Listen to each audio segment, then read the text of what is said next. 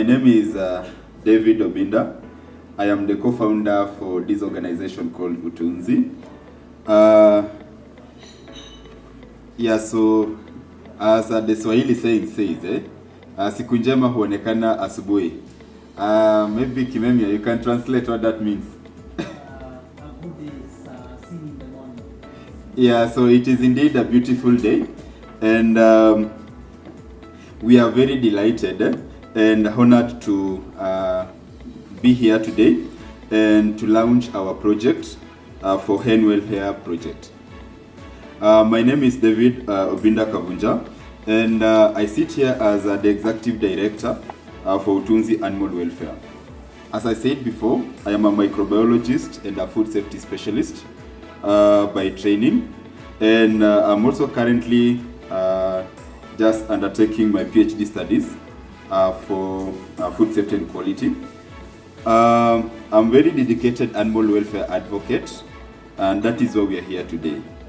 I live to see a day where non-human animals in our beautiful country, and by extension our continent, are treated with compassionate care that they deserve. As I start, I would like to thank each one of us present here today for taking your time of your busy schedule to attend this consultation meeting as we prepare to launch our first consultation meeting.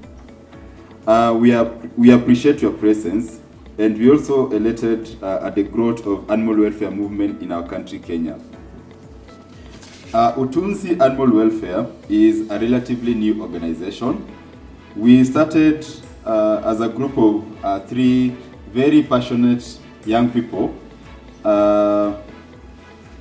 who subsequently came together through setting up of an outfit to enable us conduct outreach on this work. We choose the name Utunzi, which in Swahili it means to care, to preserve, and to conserve, and to encapsulate what our work aims to achieve.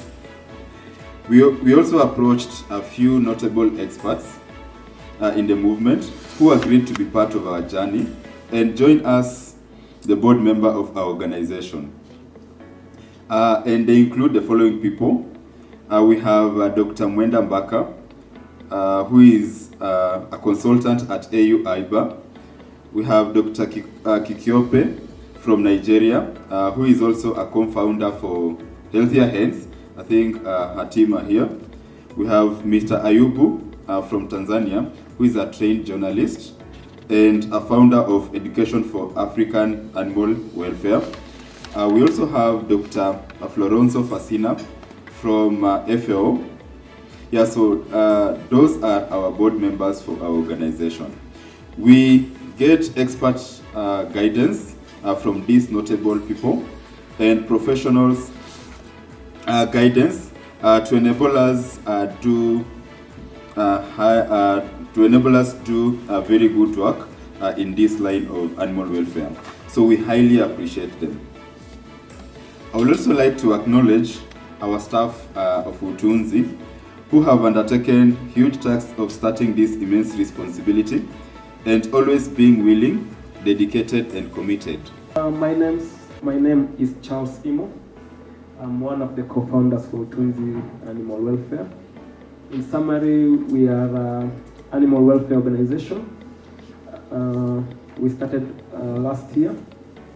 We do consulting for any animal welfare project. We also do advocacy work, and we are also doing research, all in the animal welfare sector.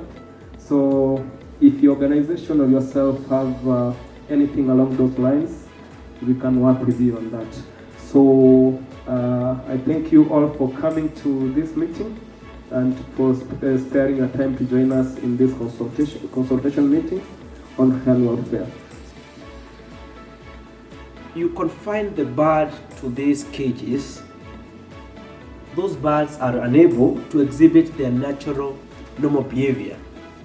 For example, they are unable to nest properly, they can't perch, they can't dust bath, because those are the normal natural behavior. They can't scratch themselves, they can't forage, can't jump, they cannot fly, they cannot stretch, they cannot flap their wings, neither can they walk. Again, remember, this is the space they are living on or in for all that time you are keeping them. For layer hens, the farmers in the house, how long do you keep your layer hen? How long? 1 year. Yeah, think about it. For 1 year, the birds are not able to do all these behaviors, what we call their natural behavior, in that period of time. So, during that period of time, when you have restricted the movement, other things might also kick in. Other diseases, for example, conditions. One of them is cage osteoporosis. These are disease of the bones. The bones becomes weak, and this is a big problem. And then you start losing animals. So that again defeats the reason on why you are talking about economics. Because when they cannot, when the birds are not able to move, when they're just feeding, then this osteoporosis or weakening of the bones become a problem. Another problem would be liver damage. This has been shown that caged birds show higher prevalence of liver disease or damage. Again, because of living with this kind of restricted behavior, then they also develop bad behavior. That's what we call abnormal behavior, abnormal patterns. That's directed towards self or against other birds in the cages. And those problems would include, for example, feather pecking, cannibalism, or other stereotypic behavior. Again, part of animal welfare, then those kind of birds also suffer a lot, especially in big commercial farms, because then the beak is trimmed, there is forced molting, because again you only think about profit. So you want to reduce the feathers so that if you are applying medication, it infuses into the chicken. So there is forced molting, there is cheek culling, light manipulation, again to increase the number of hours the chickens are able to feed, feather pecking, cannibalism, and vet pecking. All those are problems associated with this caged farming. Well, I'm passionate for events, training, but I also take particular interest in animal welfare as well as I love about the five rule of Webster on animal welfare, so I keep to it. And I'm a teacher in a way because I've lectured in university and I still supervise postgraduate students. And I love poultry. Poultry had really given me a lot of leverage, so I was very particular about this meeting and I intended to come. I work currently as the country team leader for ECTAD program under the FAO. ECTAD is Emergency Center for Transboundary Animal Diseases. And part of the things we do also borders on the issue of animal health and animal welfare. Indeed, we have a particular project funded by the USA under the African Sustainable Livestock 2050. We are projecting into 2050. It's a futuristic project. At the same time, it's a policy-based project and is giving a lot of good quality information to assist the government in planning for the future. Under that project, we found out that the egg need will be about 179% by 2050. The population growth will have increased to about 91.6 million. So how do we feed all those population? So it means that we have to be realistic with what we are doing, as well as think of animal welfare, because it becomes more intense. And convincing the farmer is not just by telling the farmer, oh, drop this, it's not good. You cannot blackmail the farmer. The farmer is first interested in what are the alternatives. First and foremost, we want to look at collaboration. So we want to identify farmers through our local contacts, farmers who are already doing cage-free work, farmers who are interested in switching to cage-free, also farmers who are aware of animal welfare and want to improve that as well. And within that work, we want to seek consistent methods. So we want to be able to see what works when targeting farmers, when talking to them, when giving that knowledge about bone health and feed fortification. We also want to see if those farmers are practicing the same systems as well. In the farmer visits that we have gone, most of the deep litter farms seem to be similar. So when we see those two things, we're able to then scale up across the whole country. We're currently targeting just a few counties right now. And then from there, we'll able to measure improved welfare. So we want to be able to measure, bone strength, whether that's through palpation of the keel bone, whether that's post-mortem. We want to be able to see if feed fortification is in fact improving bone health like we believe it will. And then, of course, the ultimate goal is we want to see a reduction of bone issues. And we want to be able to measure goals against what we see maybe in a research facility versus what we see on the commercial setting, because those two things can be very different. So as Faisal talked about our pilot that we want to do, so some of the expected outcomes of that pilot is first we want to work with 4 farmers who are willing to collaborate and be able to scale up. So we want to identify kind of like early adopters who are leaders in their community, who are peers that people respect them and kind of see what they do. We want to identify those farmers so that we can pilot this intervention. The way we would do that is we would have the flocks divided into 2 sections, a control group where they would continue feeding the feed that they currently provide, and then a feed that we would be able to give them that would have the optimal levels that we believe will help bone health. So those participating farms will hopefully exhibit lower rates of keel bone fractures specifically, is what we are looking at, as well as other bone-related issues. Hopefully then, those positive examples are used to help more farmers. We understand that a lot of farmers depend on their peers to adopt new practices or to improve their practices. So we hope that those 4 farmers can become beacons and examples that we can help more farmers in the long run.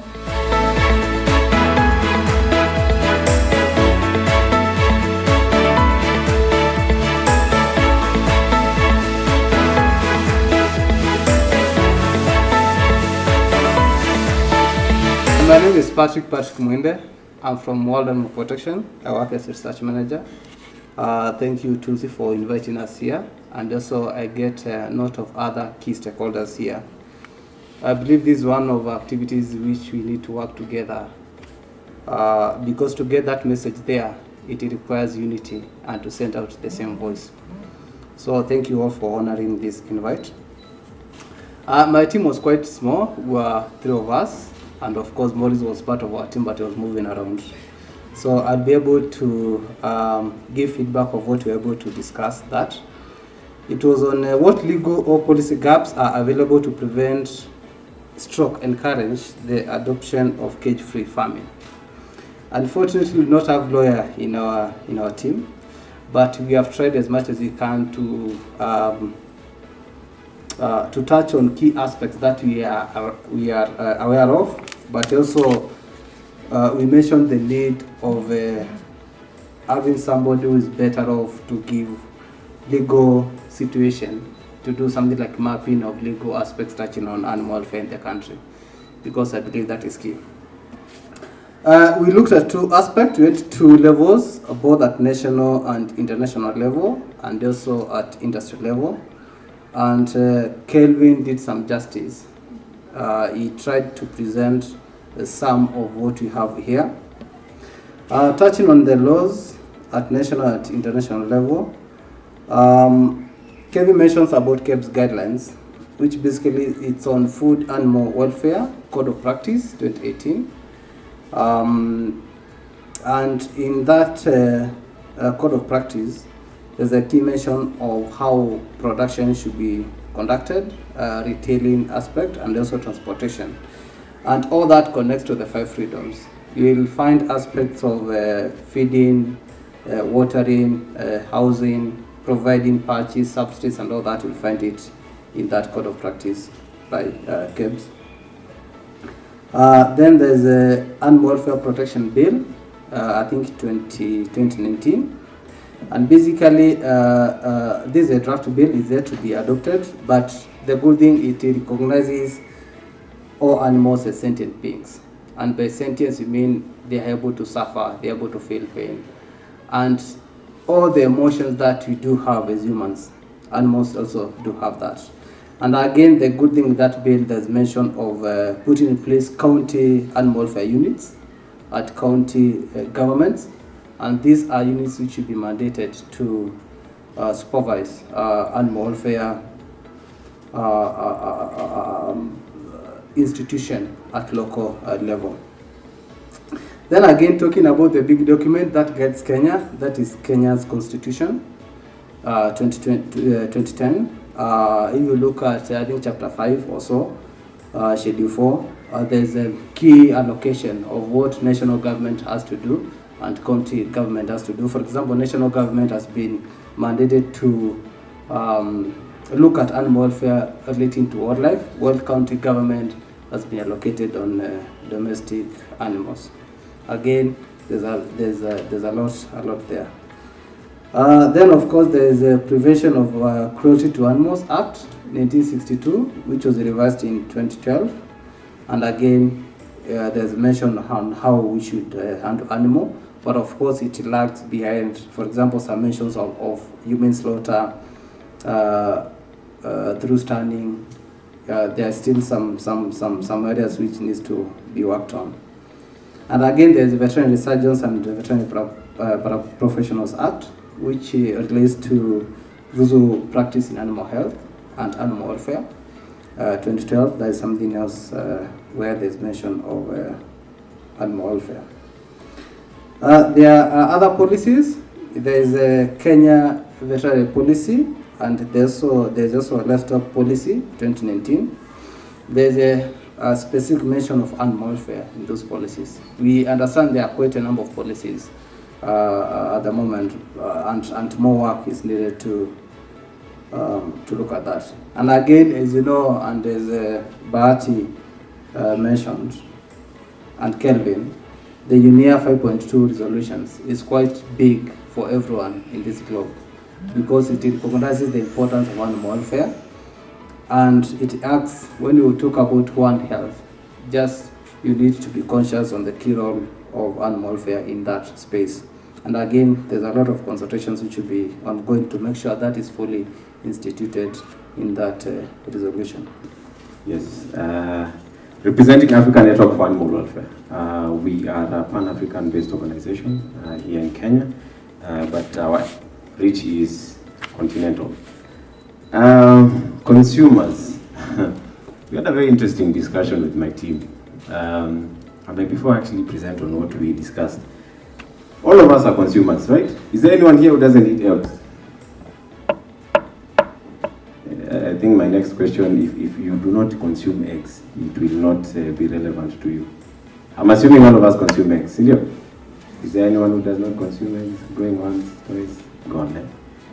So, my first question, what is it that you look for as a consumer when you're purchasing eggs? And let's be authentic. Let's not... I know we are in an animal welfare meeting. Eh?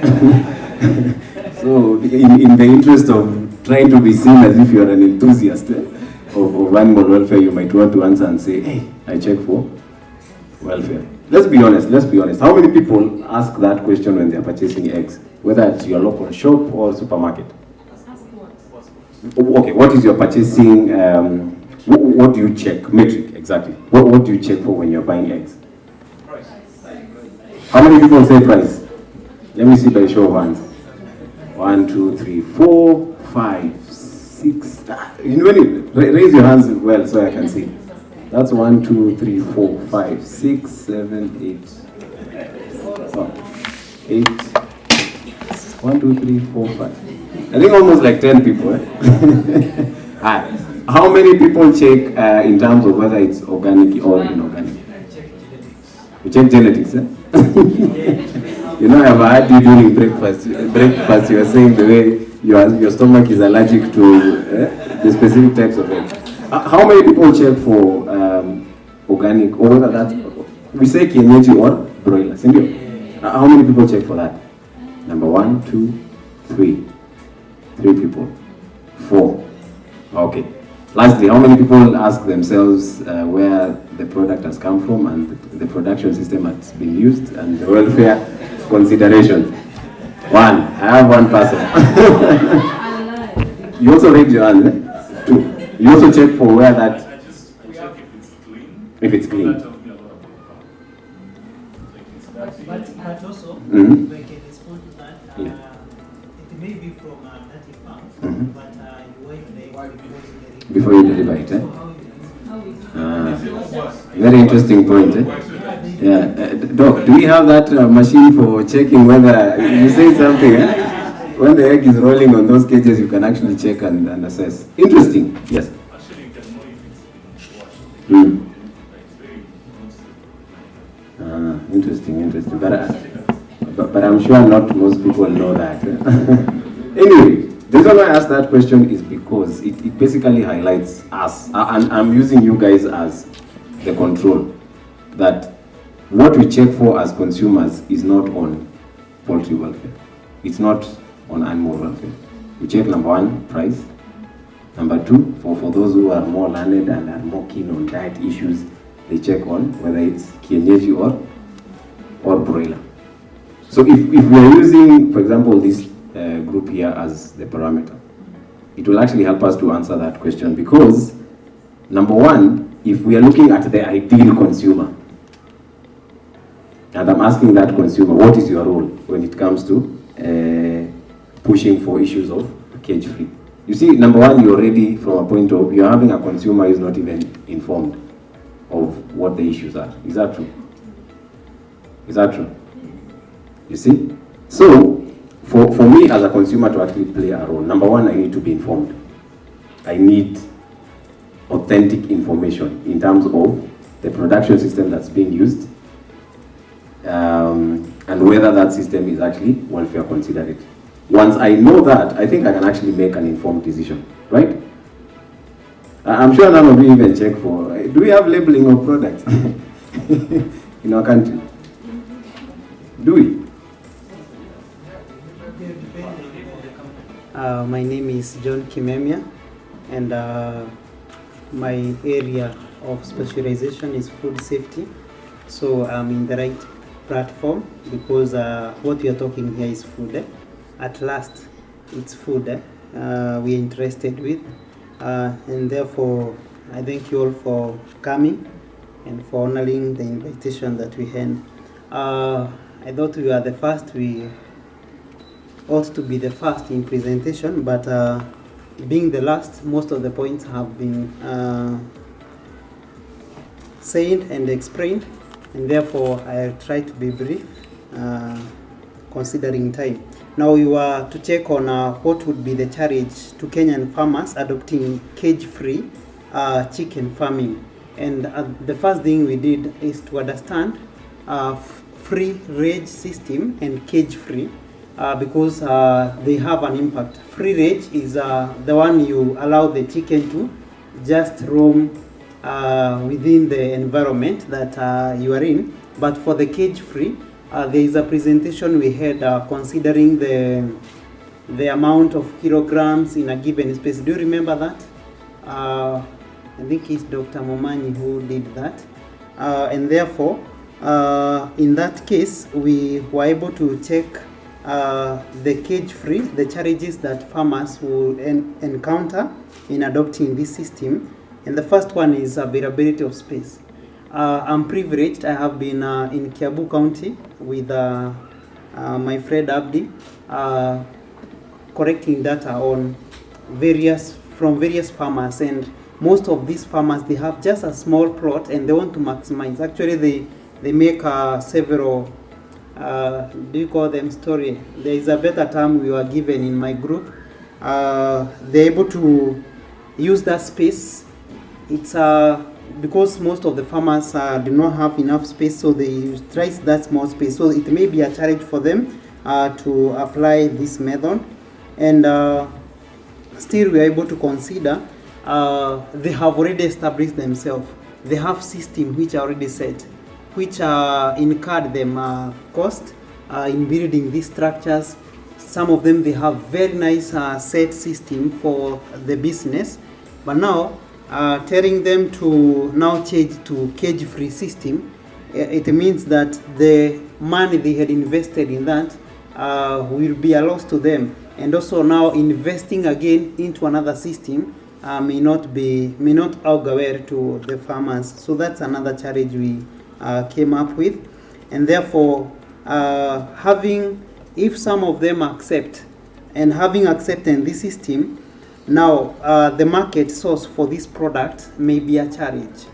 If yes, let's say they have, if all factors were well catered for, and the system is already set, where are they going to sell this product? And the challenge that we countered in this is that the product, since you have changed the system, and the cost of production may increase, so they may be forced to increase, maybe with a few shillings for the product they'll be selling to the consumers.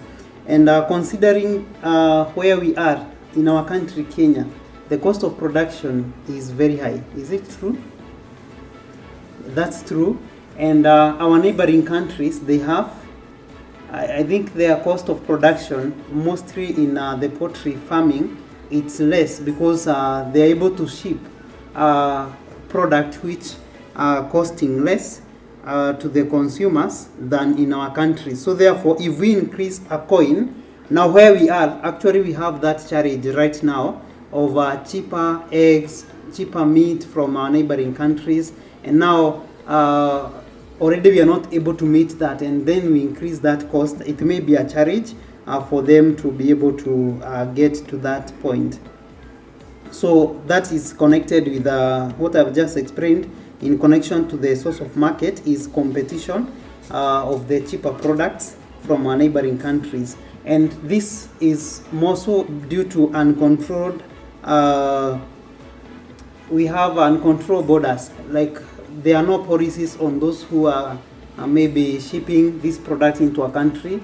Anyone can bring anything anytime in our country. I don't know. I believe that that's a challenge that farmers may get in the process, and therefore we shall see on the solutions that we can put in place in ensuring that we help them. I am Onsongo Kevin. I'm a veterinarian with Kenchik, which is basically the biggest integrated poultry company in Kenya.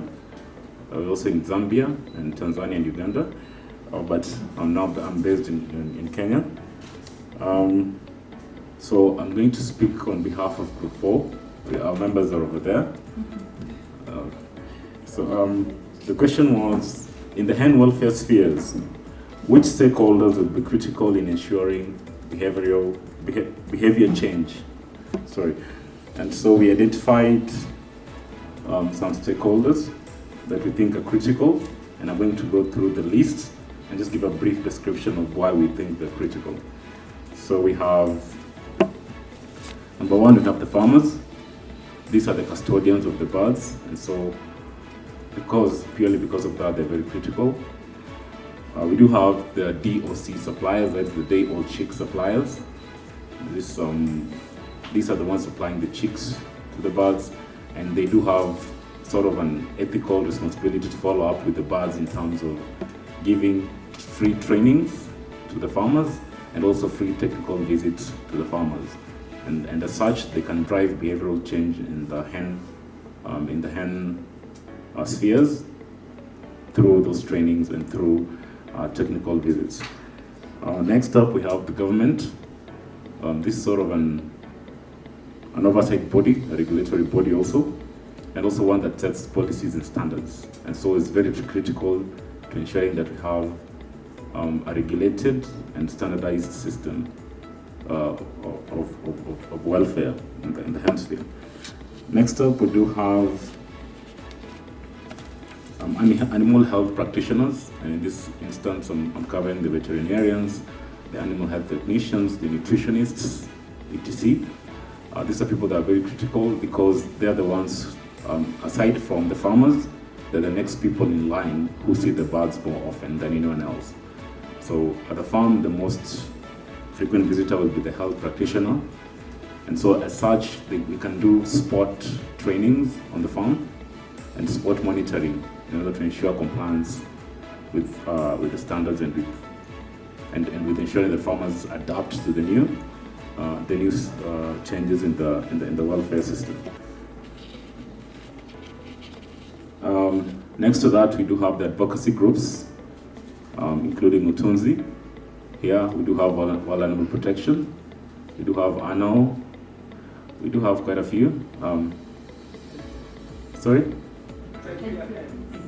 Sorry? Healthier hands. Healthier hands, yes.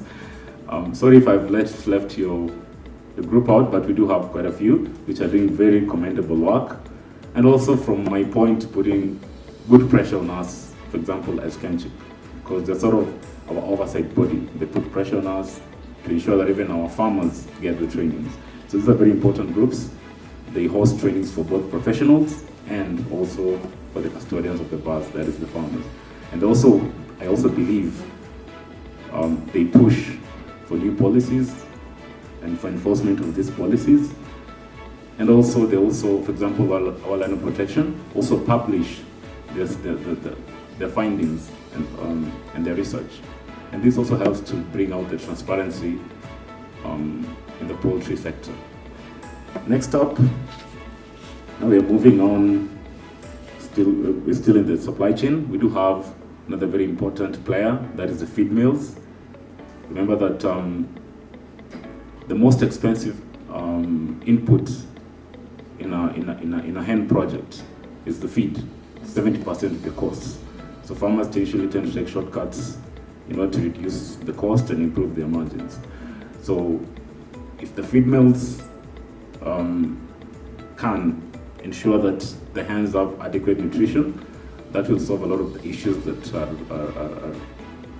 are affecting our hens in terms of their bone health, as someone mentioned, plumage, etc., production, calcium levels, etc., in the hen. So these are very important players, and because they supply a lot of birds, it means that even a 10% coverage of birds is a very big coverage, because they sit sort of on top there alongside the DOC suppliers. Next up, we do have the consumers, and they're very important because, once again, most of the change in welfare, not just in poultry, even in pigs and other animals, is driven by consumers. Because, as my very good advocacy friends here know, they've tried to pressure us as companies, but we look at the cost, we look at the bottom line. But the person you can actually put pressure on to pressure the companies is the consumer. So once you can drive change through the consumer, it's a change-driven process. Consumer-driven change. It's the most effective way of driving change, not just with the farmers, but also with us as producers.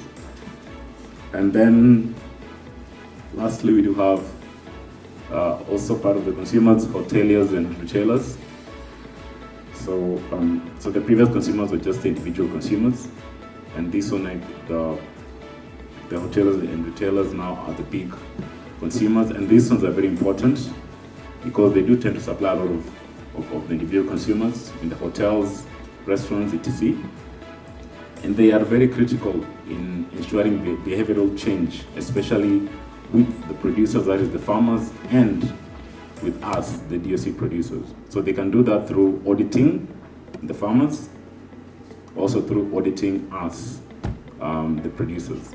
And this has been done. We do have reports by WAP on which, and other companies, for example, on which hotels and restaurants are producing rich welfare eggs or even meat for broilers.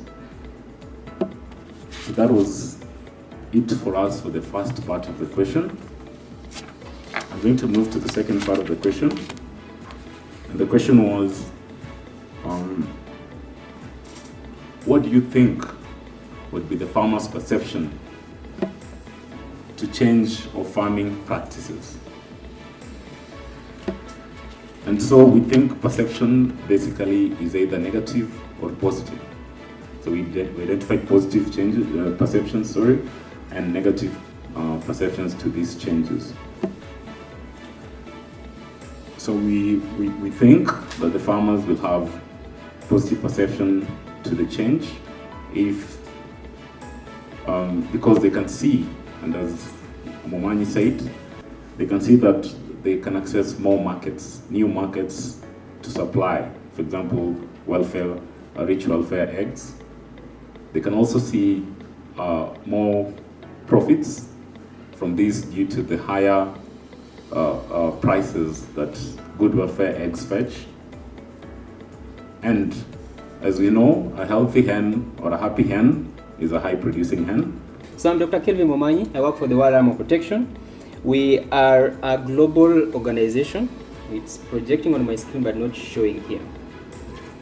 Let me see.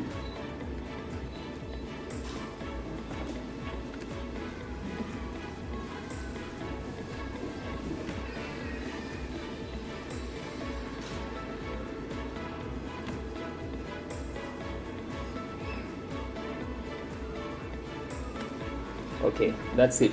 So we are a global organization working across 50, we have 14 offices, but working across 50 countries globally. And our work really, it's about building that movement of people, of governments, and everyone working towards animal protection. Happy to also inform you, we just launched our 10-year global strategy, which seeks to really address two important goals. That is to improve the lives of farmed animals, but to also end that commodification of wildlife. I'll focus on global goal 1, where it is actually my focus of interest. And in the room, I'm happy to also report that we have our research manager, that is Dr. Patrick Mwinde, who just joined us. Thank you so much. Why do we want to focus on this global strategy? It is because we believe there is a deepening crisis that is at scale, that is animals are suffering. Our vision is really a world where animals live free of cruelty and suffering, and our mission is we move. The we here, it is you and I, it is the governments, it is the people, it is the organizations that are working within the animal welfare arena. Just to define, we've already established the definitions of a factory farm is where animals are actually kept in cramped spaces. They are produced because of commodity, because it's a business thing to do so. And they are energy intensive in terms of the utilized resources unsustainably. So just to create a context of what a factory farming is. And the key goal is about maximization of growth of profits out of these animals rather than in their welfare. Take a look at those 3 photos just in the room. Who can point out to me which photo is on a high welfare? Yes, Kangede. Number 3, why? Even you can see the animals are relaxed. They are happy. They're just doing their thing. Thank you. They are doing their thing, isn't it? Yeah, in a natural environment. Whereas the bottom photo here, it is an intensive industrial status. In Africa, we haven't reached at such a state, okay? But we tend to be in such a state. How about sustainability? It's about the utilization of the current resources that we have for the benefit of future generations to come. Basic definition. I won't go more into that. Look at that photo. What comes to mind when you look at that? Someone in the room. Who can just tell me? What do you see in that photo?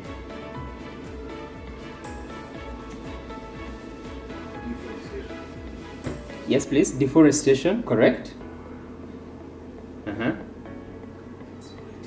Exploitation, yes. Any other? You're all correct. This photo was taken in Brazil, the Amazon forest, whereby it is actually being destroyed to grow what? Feed for livestock. And note this, This forest is being destroyed in Brazil, but that soy production is being utilized where? In several other parts of the world, including Asia, North America. Okay? A very important natural resource or habitat that protects the globe at large, but we are destroying it because of intensification and industrial production system. Humane, it is about giving animals a good life, and we are going to look at that. As an organization, we term a good life in terms of this, the quality of life framework, whereby a good life is where the animal has or mostly experiencing positive experiences, while poor welfare is where the animal is experiencing mostly negative experiences. So as simple as that.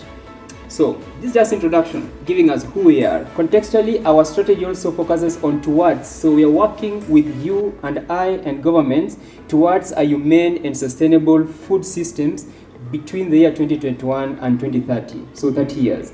Our core focus areas is in 3 interventions. One is about ending the no future for factory farms. We believe, and our research has shown us, factory farms utilize resources unsustainably, as we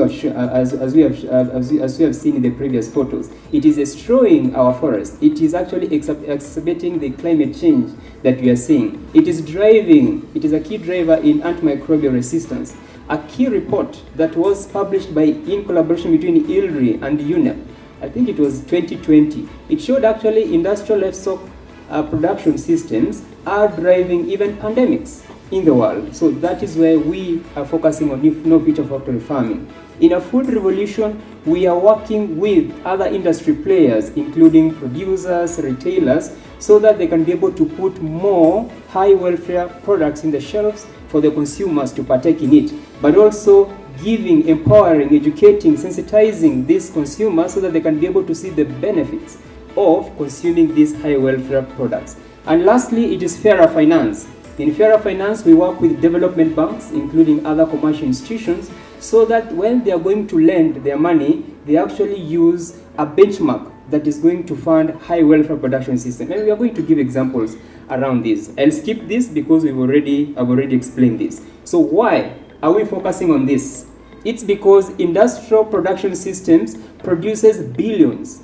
I know Professor Fasina mentioned in the morning, it's almost 100, we are projecting to have almost 150 million, right? Yeah, so billions of animals are produced in factory farming. They are under fast growth. A key thing that was mentioned by Maurice is genetics. Why is genetics wrong? When a commercial person or entity or a producer prioritizes fast genetics over slow genetics, simply means that this bird puts on a lot of weight within a very weak skeleton, okay? Which links very well with the research that the Hen Welfare Project is doing. Therefore, we recommend slow growing genetics. Severe physical and mental impacts also are observed within these factory farms. Use of cages is a key characteristic. Painful procedures, like which one? Debeaking, isn't it? Yeah, it is performed within this particular setup. And food safety and superbug crisis. As an organization, our pegging point has always been linking animal welfare to food safety, to protecting public health, as well as environmental and climate issues. So essentially linking animal welfare to other global issues in the agenda: climate change, food safety, and public health.